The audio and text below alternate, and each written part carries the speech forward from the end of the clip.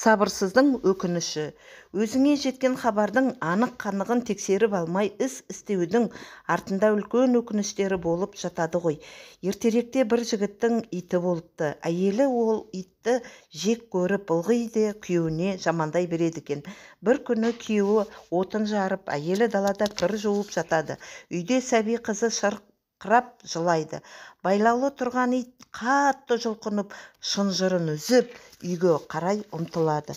Сөйтіп үйге кіріп кетеді де, аузын қан-қан болып шығып келе жатады. Әйелі «Қызды өлтірді!» деп шыр етеді де үйге жүгіріп кіріп кетеді. Иттің жаман екенін әбден көңілі сеніп қалған отағасы қолындағы балтамен итін шауып тастайды. Бір кезде қызын қолына алып әйелі шығады. Қызы дін аман. Ал оған жақындап қалған жыланды ит талап өлтіріпті. Оны көрген ері жазықсыз итіне обал жасағаны үшін қатты қайғырады. Әділетсіздікке итермелеген жарына деген реніші шаңырағының шайқалуына әкеліп соқты.